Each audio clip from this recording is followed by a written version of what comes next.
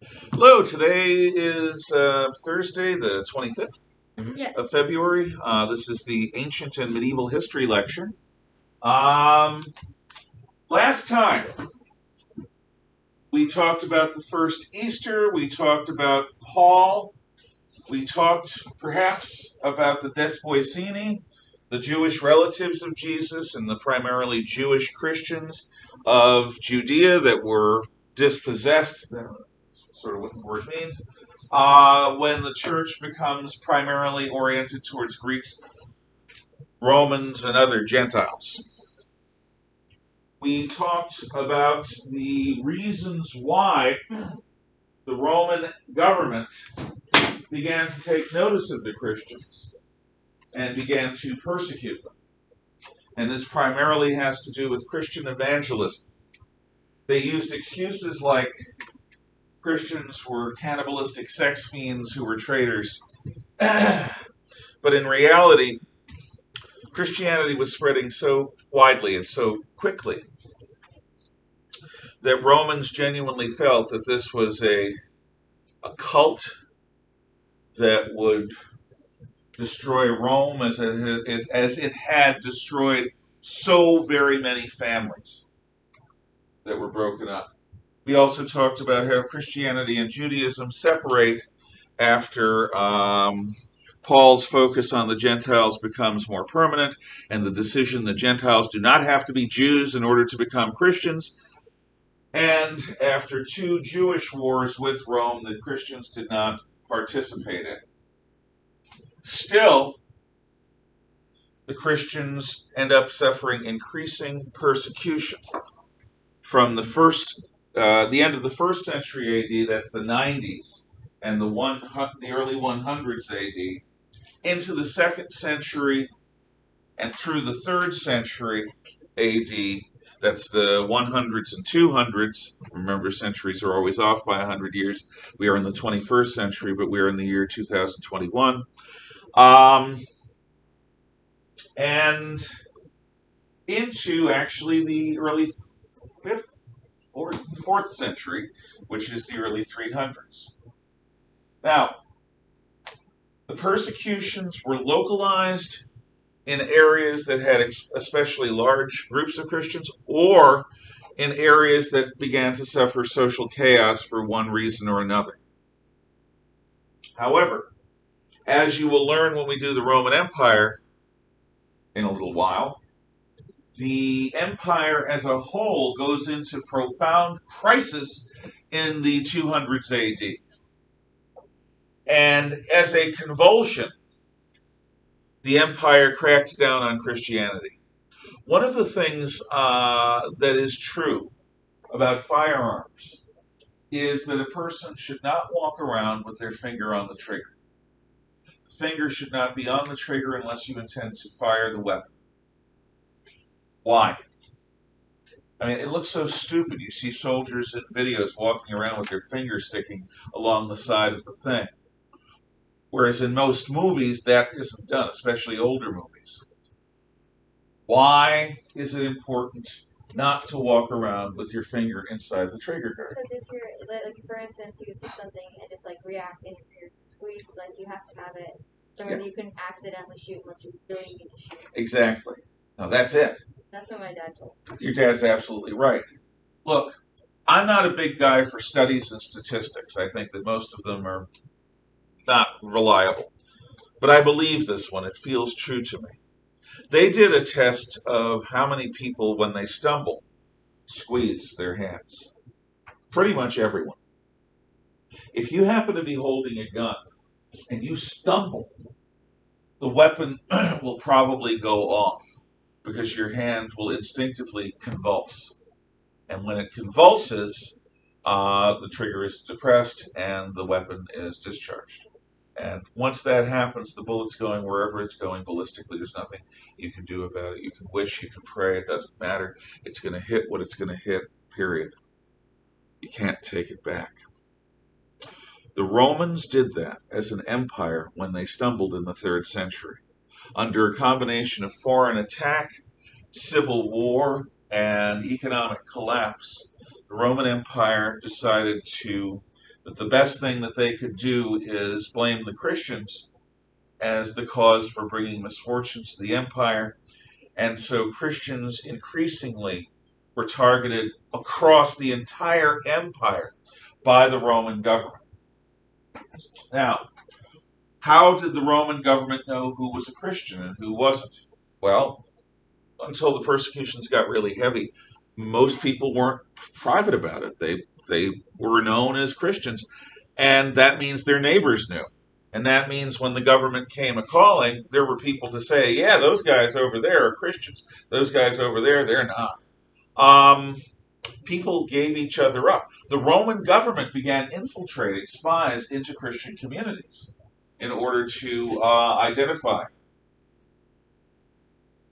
Christians were subjected to torture.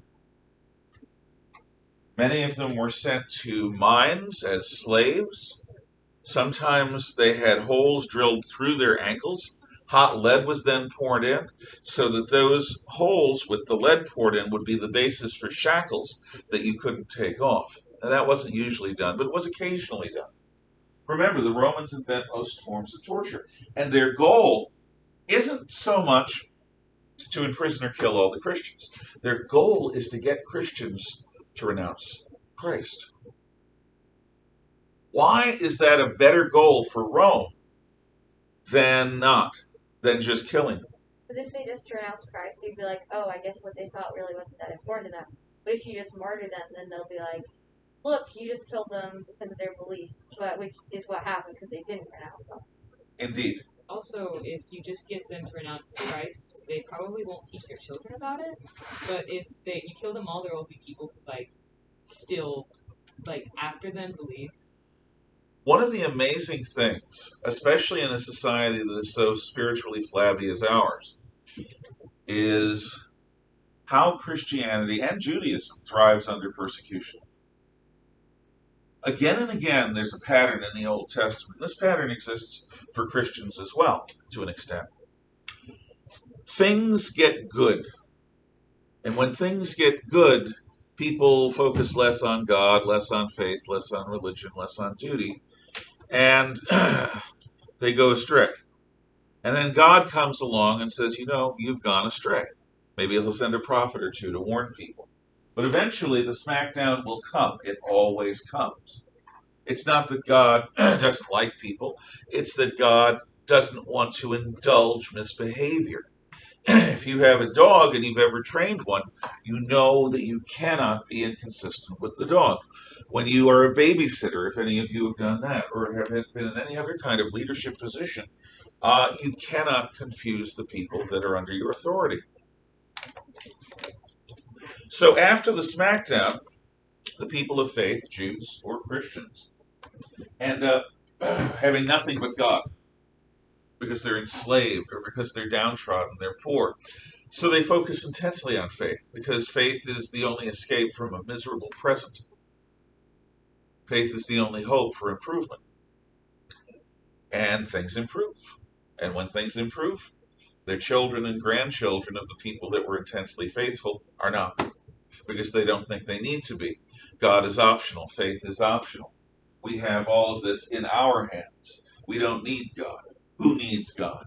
We can do it all ourselves, which is something that religions tend to think is a bad way of looking at life. So, by getting people to renounce their Christianity, to step on a cross or spit on it, or actually the prime symbol was the Chi Rho. The Chi Rho is a mixture, and I think I've already done this, but I'll say it again.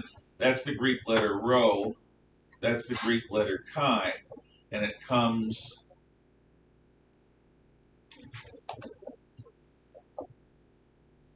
that's the word Christ in Greek, Christos. Chi, CH sound, Rho, R sound. So people would defile holy images. They would take holy scriptures and throw it in the fire or use it for some disgusting purpose. They would go in public and tell lies about Christianity, backing up the stories of cannibal sex fiend traders but also some of them would go on calling themselves Christians maybe afterwards, but secret Christians, but they'd be terrible people. In other words, any psychological gambit that you want to imagine government using to discredit a group of people that they're targeting is done to the Christians. And this goes on not for 5 years, but for about 300 years. Really intensely, the second and third centuries, so about 250 years. And the church continues to spread. Why would people join a group that the imperial government, the government of the known world, hates and punishes? What is it that makes Christianity grow? Well, there are a few things. First of all, look at how we're divided today. We're divided today because people insist on seeing each other as parts of tribes. We're either in the tribe of men or of women. And feminists say that women's interests need to transcend men's interests to equalize things after thousands of years of patriarchy. We've got people who divide us by race. Black Lives Matter insists that saying all lives matter is racist because black lives have been disvalued for so long that we need to overcompensate, to the point where there are school boards in California that are having parent-teacher meetings with only black parents because they want black parents to have more of an influence on the curriculum than anyone else. I'm not making this up. It's in today's news.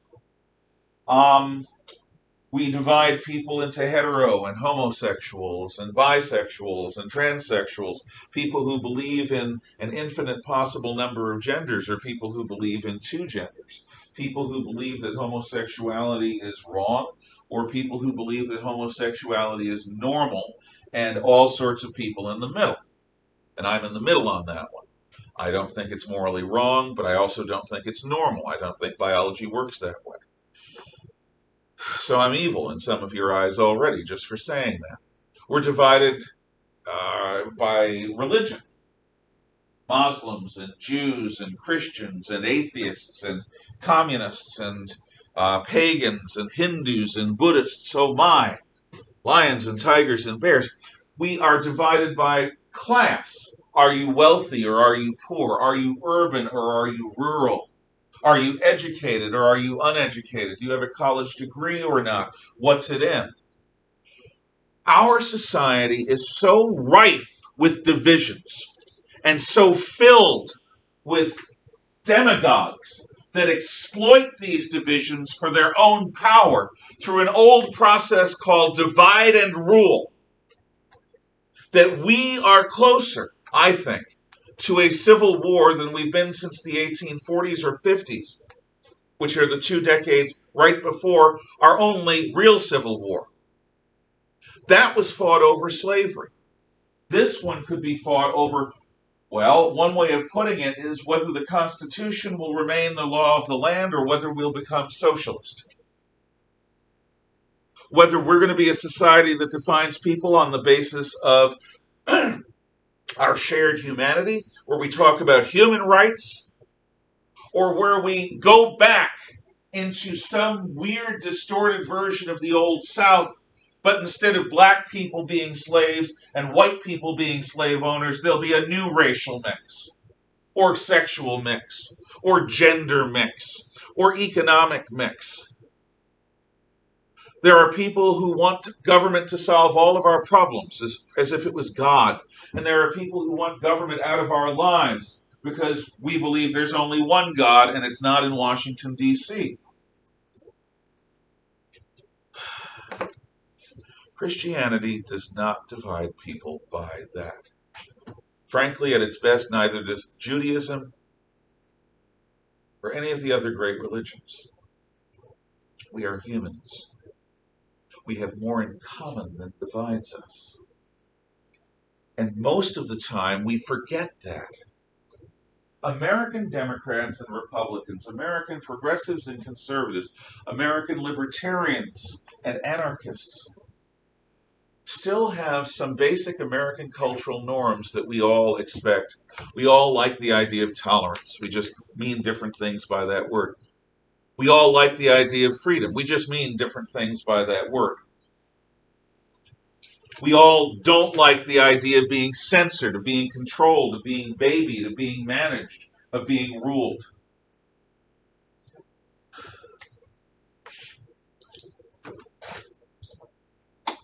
So one of the things that Christianity offers is an escape from a world that divides people.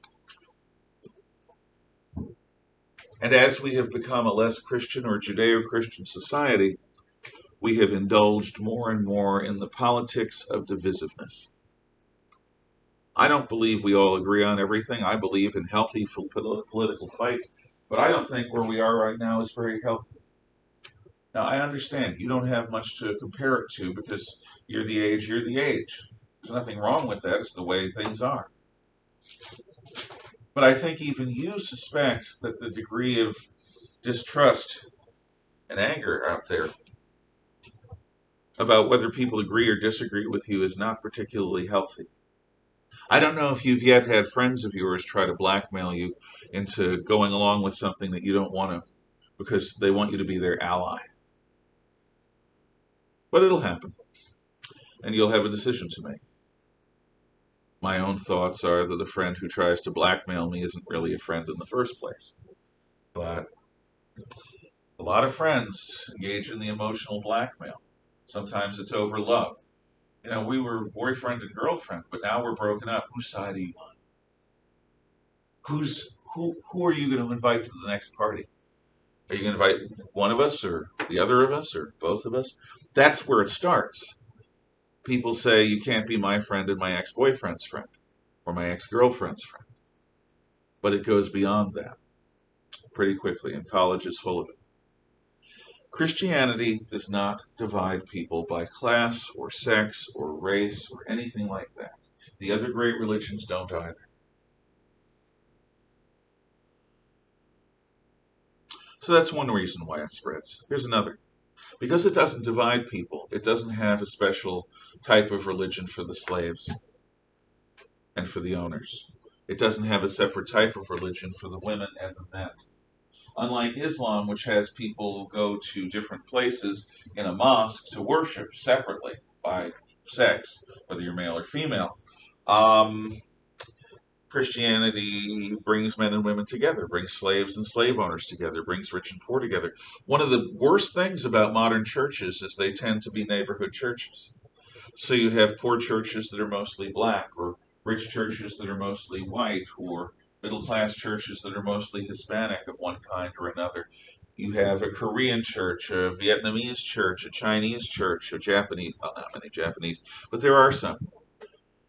In other words, Christian churches have lost that sense of universality.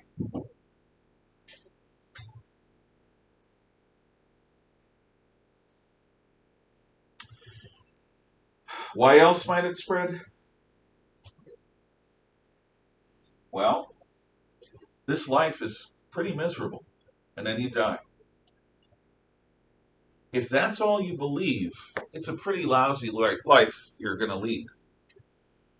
Christianity is not the only faith, philosophy, or idea that offers hope in a world where every human being is mortal and where everything made by human hands is finite.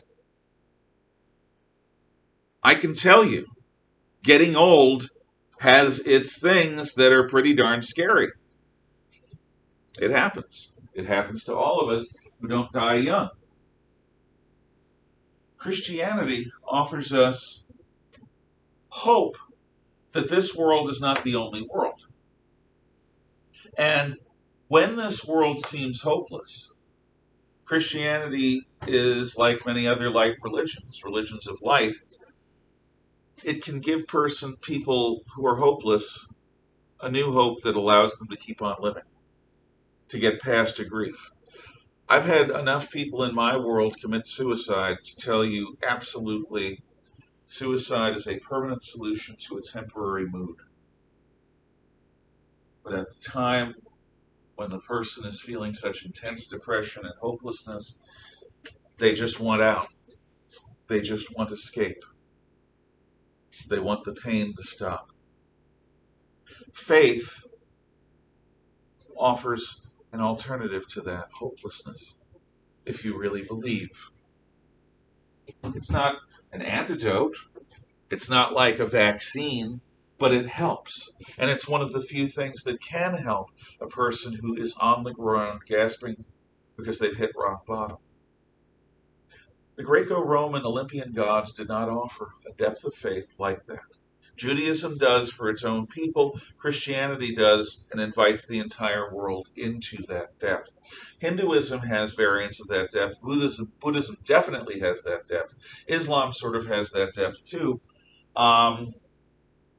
It deals with the basic primal hopes and fears that a human being has in at least a more effective way than the old Olympian gods do. So it spreads. So the lack of dividing people and the hope and hopelessness are two reasons. Oh, and there's a third. Most of the ancient religions prefer rich people to poor people. In fact, there is a common ancient belief that a person who suffers poverty or illness, injury, or slavery deserves it. That life out here reflects the state of your soul in here. So people who seem like shiny, happy people with nothing wrong must be the bestest people ever. And people who are miserable with diseases and crippling conditions, with poverty or in slavery, that they have dirty souls and that they deserve to suffer. That is a lack of compassion that goes entirely through ancient times. And if it seems at all shocking to you, it's because you live in a society that for almost 2,000 years steeped in Christianity like a tea bag in hot water. The idea of treating poor people or injured people or in any way unfortunate people as scum who deserve it because they have dirty souls is anathema to most of us. It's alien to most of us. It's mean-spirited and cruel to most of us. But it was self-evidently true to most of the ancient peoples. Christianity offers not only hope for the hopeless, but mercy and compassion for people in the worst moments of their lives, for people who are in conditions of life that will never improve. Most people who are slaves never get out of it. A woman is a woman, before gender reassignment surgery anyway. And if women are somewhere between people and property, you're never going to transcend that, not unless you happen to marry a husband who's a remarkably, unusually enlightened fellow with the money to make it work. As to crippling conditions, modern medicine gives us an impression that it's normal to live to be 75 or 80 or 85 years old on average. It's not. It's really not. Half of Rome, half of the people of the Roman Empire died before they were 25. And the other half, most of them died before they were 50. To have anyone over 50 was rare, was unusual. They were a survivor. They had been through it. And for whatever reason, they were still alive. So, all of these things are on the side of Christianity. Plus, and this is something people who believe that propaganda works just don't understand. How does it feel to grow up and go to schools where all of your teachers agree on certain things and punish anyone who disagrees? Whether that something is climate change. I can tell you, I know that since about twice as old as you are, most elementary schools teach man-made climate change as if it were scientific fact. It's a theory. But most people grow up thinking that the world's climate is on the ragged edge of slicing our throats. That the world's climate is so close to a tipping point that if we don't do something radical now, you have Greta Thunberg. How dare you? How dare you steal my childhood? Talk about dividing people. But I ask you, If you hear one message over and over and over again throughout your childhood and throughout your teenage years, and nobody is allowed to express curiosity about it, disagreement with it, alternative opinions about it, is there a part of us that rebels? Is there a part of us that gets sick of something literally being rammed down our throats? I hope so. The Roman government tried to make it impossible for a person to be a Christian. And this awakened in many people a desire to say no, a desire to ask why, a desire to make one's own choice. Even if I'm wrong about the environmental stuff, which I may very well be, the world's a complex place.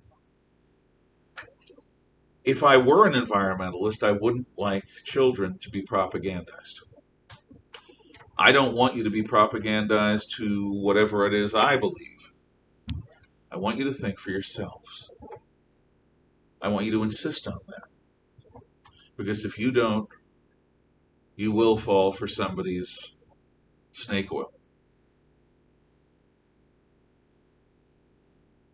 So Christianity spreads under persecution from about 100 years until about 300 years after Christ. The worst persecution happens under an emperor named Diocletian.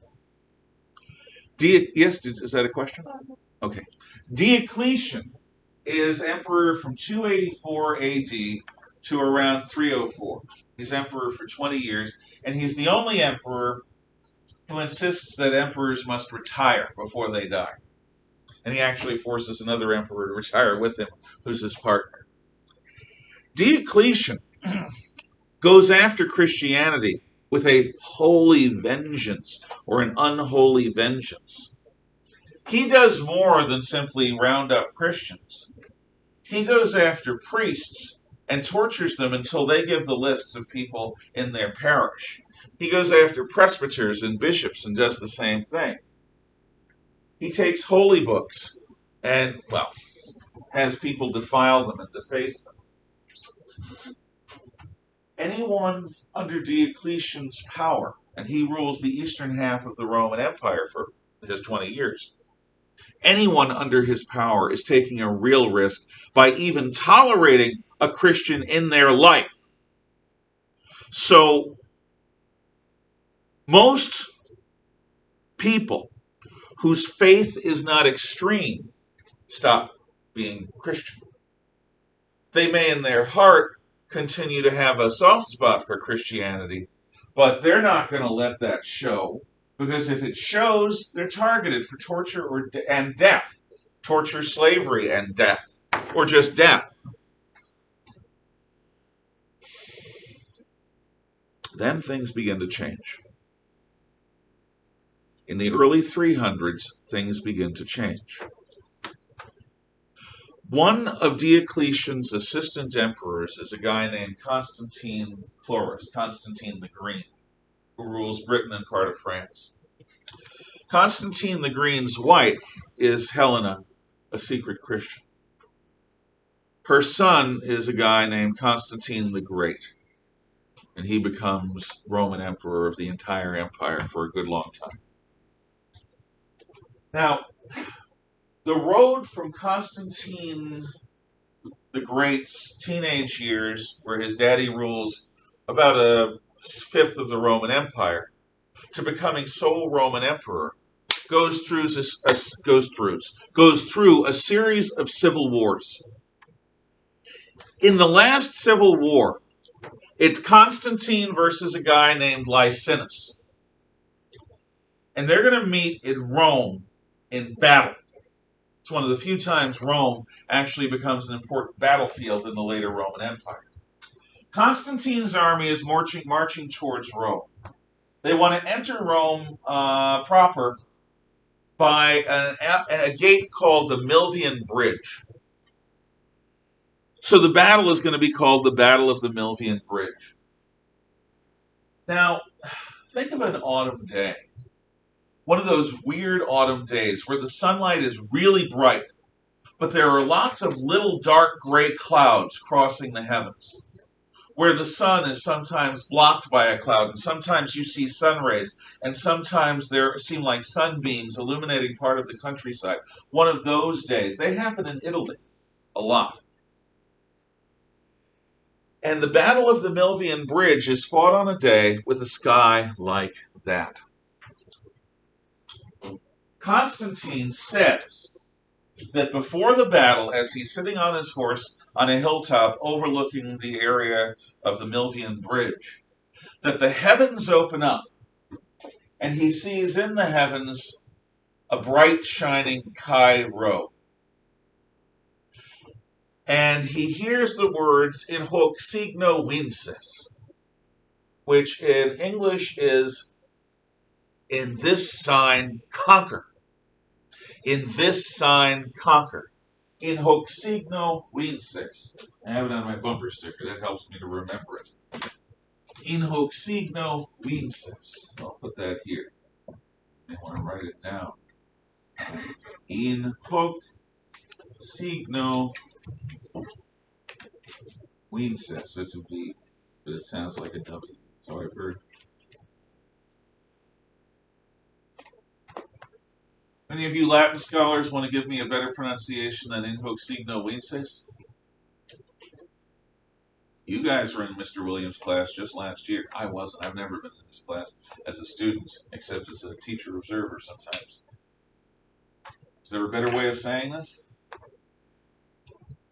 Well, there's a reason why he told us we never use it in our entire life. He was wrong. He was about that, because Latin actually can come in handy in certain circumstances. In certain And this is one of them. Uh-huh. So if you were reading that, how would you read it? Probably the same way you did. Which is? In hoc signo vinces. Okay, fair enough. I just wanted to hear somebody else say it. Okay. So what Constantine does is he has his men take out their knives and carve on their helmets and on their shields the Chi-Rho, the symbol of Christ. Then his army attacks and wins the Battle of the Milvian Bridge, the pivotal battle in the civil war between him and Licinus. So Constantine actually, along with Licinus, passes what is called the Edict of Milan. The Edict of Milan. And what the Edict of Milan is? Edict, E-D-I-C-T, of Milan. It's an edict of toleration for Christians. Constantine and Licinus both agree that Christianity will not be persecuted in their parts of the empire anymore.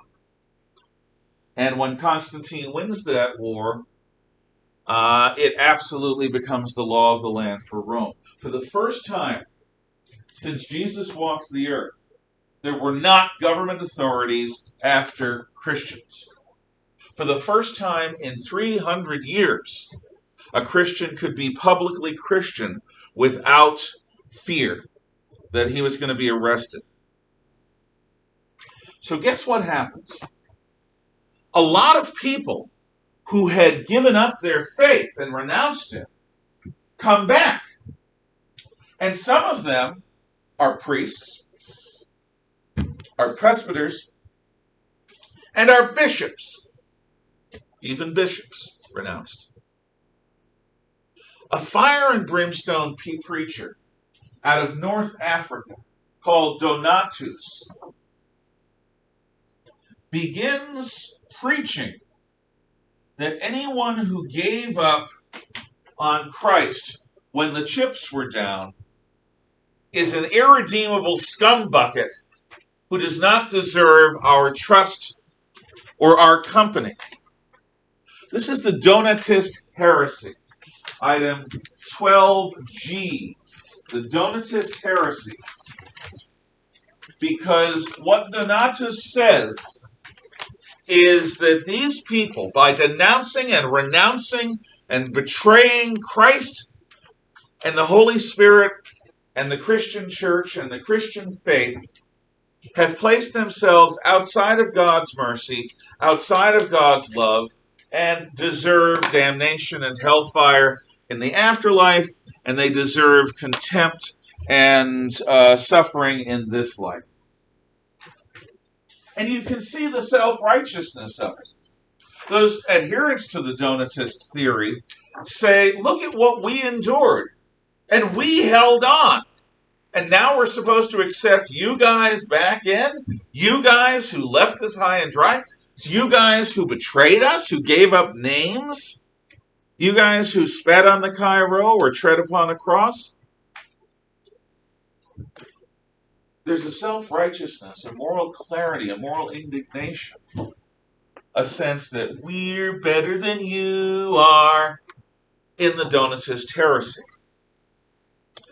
But it's called a heresy. Why? The word heresy, which is item E in that section, heretic is a person who believes in heresy. So item 12E, heretic, is a person who believes in heresy. And now I've got to tell you what a heresy is, otherwise it doesn't make any sense. A heretic is somebody who believes in a heresy, and a heresy means blah, blah, blah. Now, heresy is a teaching the church deems to be false and destructive. Heresy is a teaching that the church deems to be false and destructive. Heresy, Heresy, is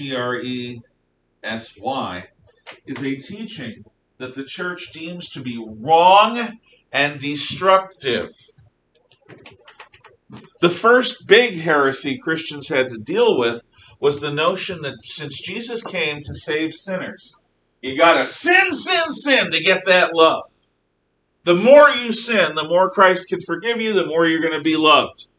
That's obviously stupidly reversed, wrong, false, upside down, inverted, bad teaching.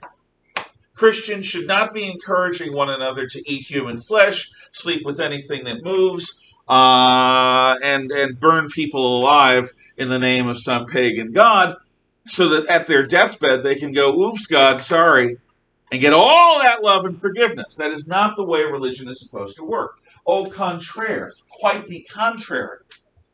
So that teaching was deemed heretical, heresy, a false and destructive idea by the mainstream Christian faith. Donatism is also deemed a false and destructive teaching. And here's why. It assumes that human beings are the judge of other human beings. Christian theology and Jewish theology and Islamic theology all says that you should leave judgment to God. That God is the ultimate judge. He's the true judge. He's the only one who has all the facts, and that we must abide in humility in the face of God's judgment. Donatism says, I know who's going to go to hell. I know it's going to be you who betrayed us. And the certainty of that idea is so obnoxious and unchristian and arrogant and self-serving that it is deemed a false teaching and it is rejected by the entire church. The church, to this day, has to deal with ideas that pop up that seem Christian to some people, but that the regular church ultimately decides is heresy. Right now, there are two big tensions in the church. Fundamentalism, on the one hand, which says, sort of like the Donatists, we know that life is reducible to the rule book that God has laid out. And if we see you violating that rule book, you're damned to hellfire. That certain judgment by one human against another is what defines fundamentalism. And there are fundamentalist Christians, Jews, Muslims, even Buddhists. Fundamentalism is something that you can have with communism. It's a belief ultimately that the law is the most important part of any good idea. And that if we can identify the lawbreakers, we can purify ourselves from them. Fundamentalists love purity. They love purging ourselves of bad people around us. And many Christian churches are plagued by it. The other one is what can be called liberation theology, but basically it's Christian Marxism. It's the idea that Christ came to save the poor more than he came to save anyone else. That Christ came to save the downtrodden with a social revolution that would eliminate poverty.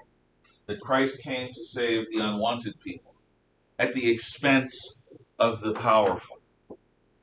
Now, Luke and other Christians say Christ came to save the unwanted people, and the poor people, and the enslaved people, and the women, and the children. That's yes. But Christ did not say at the expense of men, at the expense of the wealthy, at the expense of the slave owner.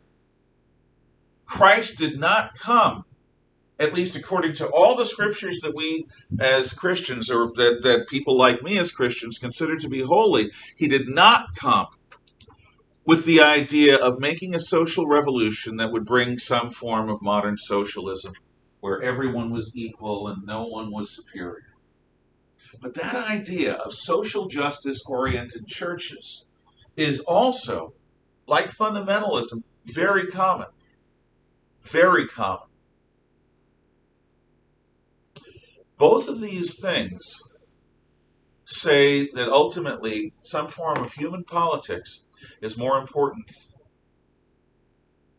than Christ.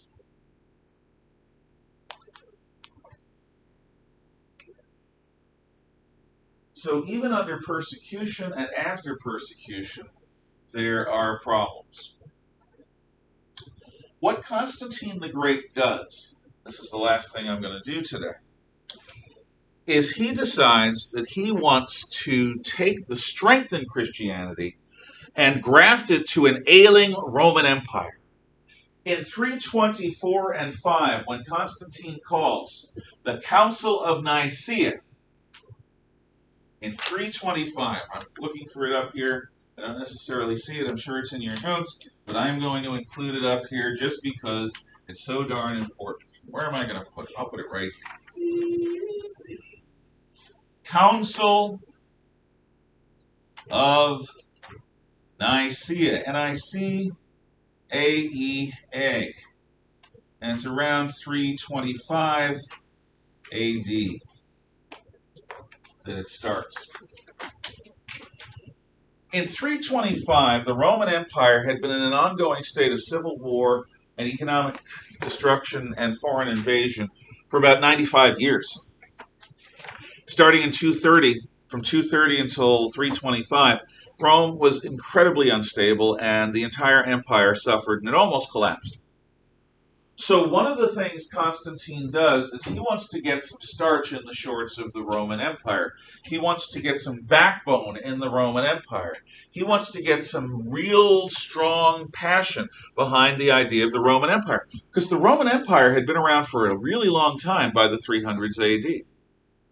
It had been an empire for 300 years, and more than 300 actually, about close to 350. And Rome had been around for about 1,100 years.